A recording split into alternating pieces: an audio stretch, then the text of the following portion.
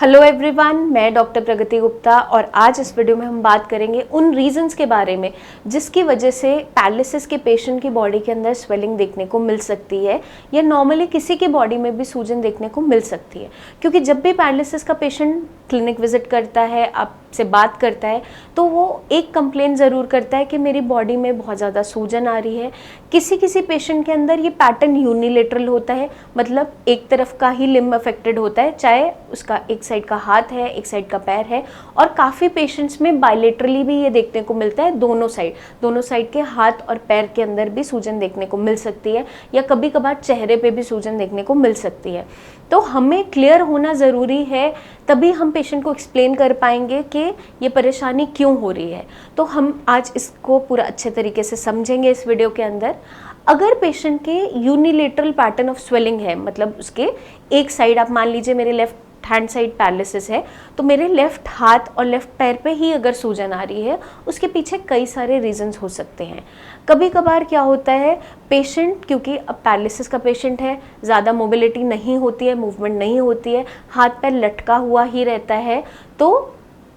जो side affected है उसमें सूजन बढ़ती चली जाती है। और साथ के साथ क्या देखने को मिलता है, कभी कभार पेशेंट बहुत तेज़ी से अगर मालिश करवाता है या कोई ना कोई उसने ऐसा प्रोडक्ट यूज़ किया है अपनी स्किन पे, और कुछ लोगों की स्किन ऑलरेडी बहुत सेंसिटिव होती है, तो अगर हम कोई ऐसा लिनेमेंट या कोई ऑयल ऐसा इस्तेमाल करते हैं जो हमारी स्किन को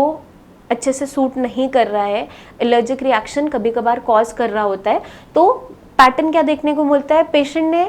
उसको लेफ्ट हैंड साइड पैरालिसिस था, उसने मालिश सिर्फ लेफ्ट हैंड साइड ही की और वो ऑयल अप्लाई करके छोड़ दिया, वो लिनेमेंट अप्लाई करके छोड़ दिया, हाइजीन मेंटेन नहीं की, लंबे टाइम तक वो आपकी स्किन में लगा रहा, 1-2 दिन पेशेंट को नहीं नहलाया गया, तो उस कंडीशन के अंदर आपका जो अफेक्टेड पार्ट है उसमें सूजन बढ़ती चली जाती है, क्योंकि कई बार कोई ना कोई ऐसा एलर्जिक रिएक्शन बॉडी शो कर देती है। तो इस कंडीशन के अंदर हमें क्या ध्यान रखना है, मालिश आप कर सकते हो, मालिश में मना नहीं है, लेकिन उसका तरीका समझना ज़रूरी है। जब भी आप कोई ऑयल अप्लाई कर रहे हो उसको डाइल्यूट ज़रूर करो, क्योंकि हर किसी का स्किन टाइप अलग होता है। बहुत हल्की अमाउंट में उसको यूज़ करना स्टार्ट करो, बिल्कुल हल्के हाथ से आप उसको अप्लाई करोगे नीचे से ऊपर की डायरेक्शन में। सिकाई भी अगर आप वहाँ कर रहे हो तो हीट पैड को कभी भी लगाकर छोड़ नहीं दोगे, थोड़ी थोड़ी देर आपका अलग अलग जॉइंट्स पे उसको प्लेस करोगे, बार बार चेंज करोगे। और ठंडा गर्म कई कभार पेशेंट को महसूस नहीं होता, तो पहले जो भी केयर टेकर्स हैं वो अपने हाथ पर उसको टच करके देखेंगे कि वो हीट जितनी आप दे रहे हो वो सहने लायक है या नहीं है। क्योंकि कई बार मैंने देखा है पेशेंट्स को इस वजह से भी बॉडी के अंदर स्वेलिंग बढ़ जाती है, क्योंकि एलर्जिक रिएक्शंस देखने को मिलते हैं, कोई न्यू मेडिसिन स्टार्ट किया, अचानक से हो गया। और साथ के साथ कभी कभार पेशेंट की मालिश बहुत ज़ोर से कर दी जाती है, तो कोई ना कोई ऐसी इंजरी हो जाती है, सॉफ्ट टिश्यू इंजरी, मांसपेशी की इंजरी, या कभी कभार फ्रैक्चर भी देखने को मिल सकता है। इस पैटर्न के अंदर ज़्यादातर जो हमें सूजन देखने को मिलेगी वो यूनिलेटरल मिलेगी, क्योंकि लोकल ट्रॉमा की वजह से एक तरफ मिलेगी। अब हम बात करते हैं, अगर किसी पेशेंट को ऑलरेडी वो सफ़र कर रहा है वेरिकोज वेन से, लेफ्ट हैंड साइड पैरालिसिस हुआ, लेफ्ट साइड की ही काफ मसल्स, उसकी लेग पहले से अफेक्टेड थी, पहले से उसको वेरिकोज वेन्स बनी हुई थी, वेरिकोसिटी प्रेजेंट थी, मतलब कि आपकी जितनी भी वेन्स हैं जो काफ मसल्स के अराउंड वहाँ से सप्लाई जा रहा है, उसके अंदर अगर वॉल्स उसके वीक हो जाते हैं तो आपका जो काफ मसल्स है उसके अराउंड वेरिकोसिटी बननी शुरू हो जाती है, वहाँ नसों के गुच्छे बनने लग जाते हैं, और उसकी वजह से भी आपकी लेग में जहाँ जो पार्ट अफेक्टेड है वहाँ पर सूजन आने लग जाती है। तो ज़रूरी नहीं है कि पैरालिसिस जब हुआ तभी सूजन आनी स्टार्ट हुई, लेकिन पेशेंट उसको कोरिलेट करता है अपने स्ट्रोक से। उसकी बॉडी में ऑलरेडी कंडीशंस प्रेजेंट थी, लेकिन उसे याद नहीं, क्योंकि अब सिर्फ फोकस रहता है ब्रेन स्ट्रोक पे। तो हमें असेस करना ज़रूरी होता है कि रीज़न क्या रहा सूजन के पीछे। कभी कभार आपको जैसे मैंने बताया कि लोकल ट्रॉमा भी हो सकता है, पेशेंट स्लिप कर गया, एक साइड का ही पैर पे चोट लगी, और स्पेशली अगर वो अफेक्टेड पार्ट ही है तो वहाँ पर सूजन बहुत ज़्यादा बढ़ जाती है, सॉफ्ट टिश्यू इंजरी भी हो सकती है। और साथ के साथ पेशेंट को बहुत ज़्यादा पेन इन्फ्लेमेशन स्टार्ट हो जाता है। तो ये कुछ रीजंस हैं जिनकी वजह से यूनिलेटरल स्वेलिंग देखने को मिल जाती है। कभी कभार पेशेंट बहुत तेज़ी से इचिंग कर देता है, कुछ ऐसा वहाँ पर छोटा सा दाना बना, फुंसी बनी, जिसको पेशेंट ने नेल वहाँ पे लगा दिया इचिंग कर करके, या खुजली स्टार्ट हो गई, तो उस कंडीशन में भी पेशेंट को स्वेलिंग इन्फ्लेमेशन देखने को मिल सकती है। इसलिए एडवाइस किया जाता है पैरालिसिस के पेशेंट्स के साथ हाइजीन मेंटेन करना बहुत इंपॉर्टेंट है। डेली अगर आप नहीं नहला पा रहे हो पेशेंट को तो एटलीस्ट स्पॉन्जिंग ज़रूर कीजिए, क्योंकि अगर आप अच्छे से हाइजीन को मेंटेन नहीं करोगे तो बहुत से ऐसे स्किन इन्फेक्शंस हैं जो इन्वेड कर जाते हैं और रिजल्ट करते हैं आगे चलकर इचिंग और साथ के साथ इन्फ्लेमेशन कॉज करने में। अभी हमने बात की यूनिलेटरल पैटर्न ऑफ स्वेलिंग के बारे में। अब हम बात करते हैं बायलेटरल। अगर आपकी बॉडी में स्वेलिंग है तो उसके पीछे क्या रीजंस हो सकते हैं, चाहे आपके दोनों पैरों पे सूजन है या फिर साथ के साथ आपकी पूरी कंप्लीट बॉडी पे सूजन है। तो इस कंडीशन के अंदर अगर पैरालिसिस से पेशेंट सफ़र कर भी रहा है तो स्ट्रोक की वजह से वो सूजन नहीं आ रही होती है, उसके पीछे कोई ना कोई सिस्टेमिक रीज़न ज़रूर रहता है, कोई ना कोई और सिस्टम भी इन्वॉल्व ज़रूर रहते हैं। अगर मान लीजिए किसी के सिर्फ पैरों पे सूजन बहुत ज़्यादा बढ़ रही है, हाथों पे भी आ रही है, चेहरे पे भी सूजन आ रही है, तो कुछ कंडीशंस को असेस करना बहुत इंपॉर्टेंट हो जाता है, क्योंकि ये जो नॉर्मल दिखने वाली चीज़ें होती हैं आगे चलकर बहुत बड़ी बीमारी में ये टर्न हो जाती हैं। तो अगर किसी की बॉडी पे स्वेलिंग आ रही है तो डॉक्टर हमेशा एडवाइस करते हैं कि एक अपना किडनी फंक्शन टेस्ट ज़रूर करवाएं, एक यूरिन रूटीन करवाएं, कोई माइक्रो एल्बुमिन लीकेज तो नहीं है, कोई प्रोटीन लॉस तो नहीं हो रहा है, क्योंकि अगर आपकी यूरिन के रास्ते प्रोटीन की लीकेज हो रही है और बॉडी में इनसफिशेंसी है टोटल प्रोटीन के अंदर, तब भी पेशेंट की बॉडी में सूजन देखने को मिल जाती है। और साथ के साथ अगर पैरालिसिस का पेशेंट तो वो है, बट साथ के साथ सफ़र कर रहा है हाइपोथायरॉयडिज्म से, काफ़ी लंबे टाइम से टेस्ट नहीं करवाया, दवाइयाँ पहले खाते थे अचानक से छोड़ दी, या फिर TSH लेवल अचानक से शूट अप कर गए, या पहले वो हाइपोथायरॉयडिज्म से सफ़र करते ही नहीं थे लेकिन अब ऐसे पैटर्न देखने को मिल रहा है, तो एक अपना थायराइड प्रोफाइल टेस्ट ज़रूर करवाएं। अगर आपकी बॉडी में ऐसा पैटर्न ऑफ सूजन मिल रहा है कहीं ना कहीं, चाहे वो पिटिंग एडिमा हो या फिर आपकी कंप्लीट बॉडी पे स्वेलिंग हो। कभी कभार पेशेंट की बॉडी के अंदर जब हम नोटिस करते हैं तो उसकी बॉडी में अनीमिया के सिम्टम्स आ रहे होते हैं, हीमोग्लोबिन बहुत कम हो रहा होता है, उस कारण से भी आपकी बॉडी में स्वेलिंग देखने को मिल सकती है। साथ के साथ जो पेशेंट्स बहुत ज़्यादा नमक का इंटेक करते हैं, चाहे खाने के अंदर, चाहे अचार चटनी के फॉर्म में, पापड़ के फॉर्म में, या एडिशनल प्रिजर्वेटिव के फॉर्म में, तो उस कंडीशन के अंदर भी पेशेंट की बॉडी के अंदर स्वेलिंग देखने को मिल जाती है, क्योंकि सोडियम की हाई अमाउंट होने की वजह से बॉडी की टेंडेंसी बन जाती है वाटर एक्यूमुलेशन की, फ्लूइड की रिटेंशन होने की, और उस कंडीशन के अंदर पेशेंट का BP भी शूटअप होने लग जाता है, साथ के साथ स्वेलिंग भी आने लगती है। तो एक जो स्वेलिंग है, एक जो सिम्टम है, वो इतना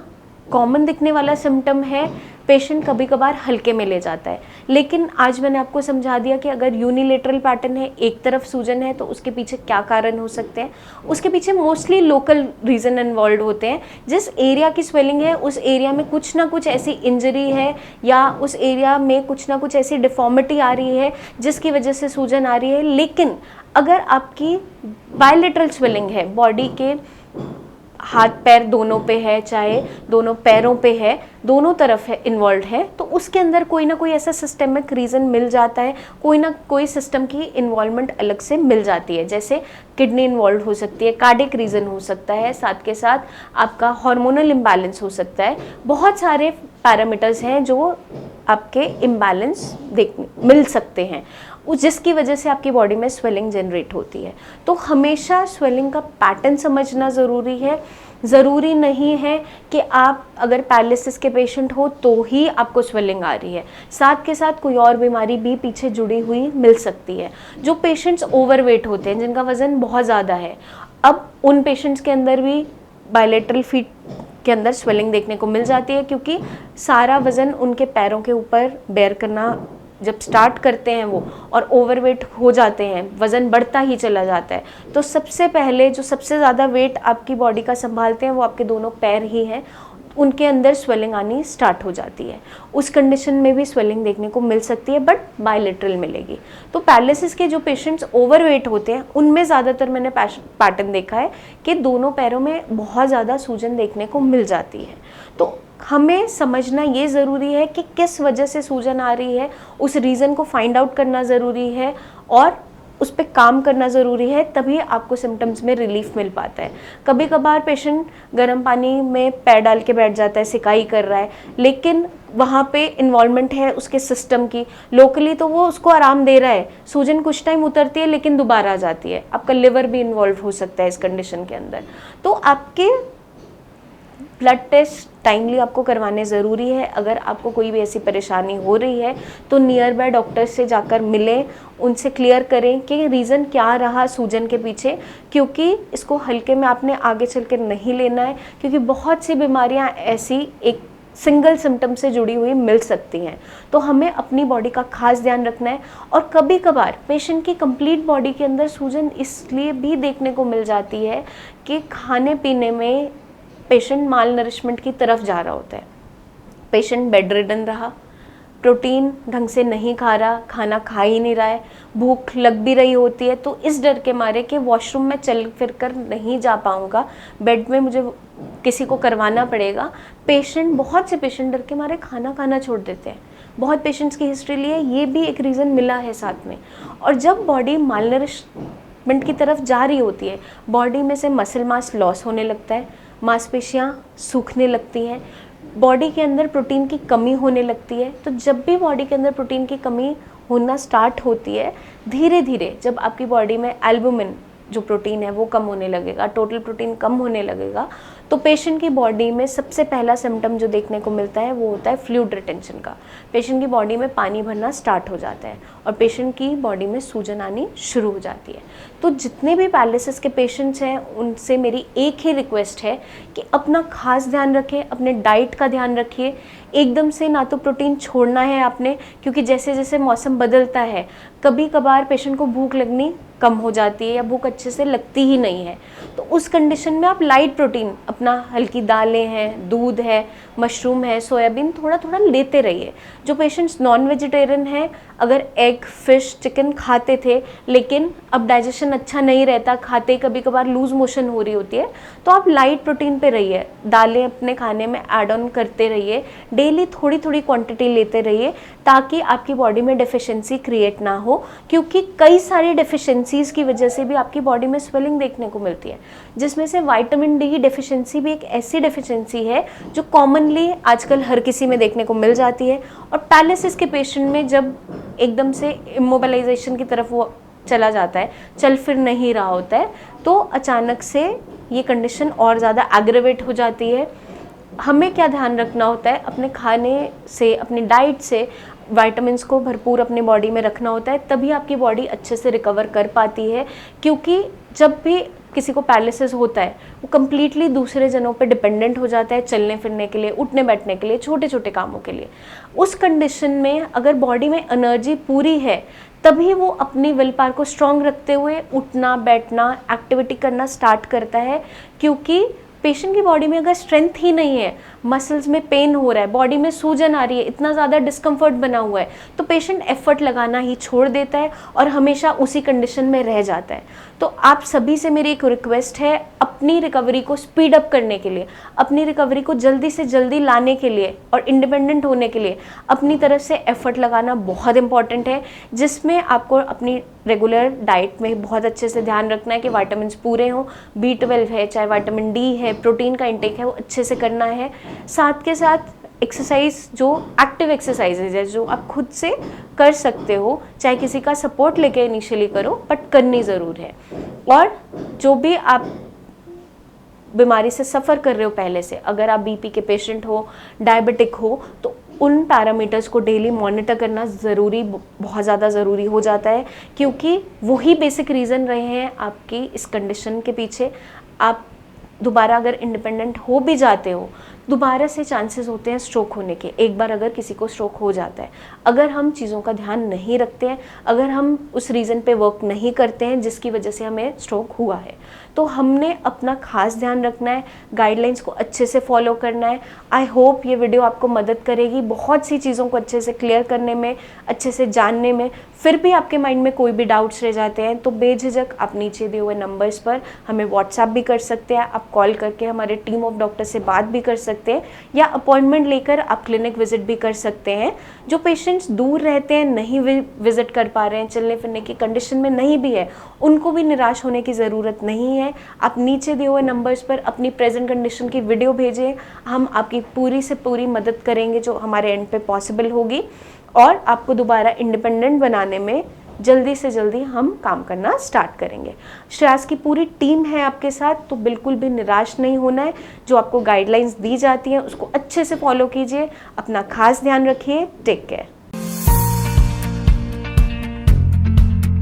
Now you can share your reports with us via WhatsApp and get free consultation with our experts.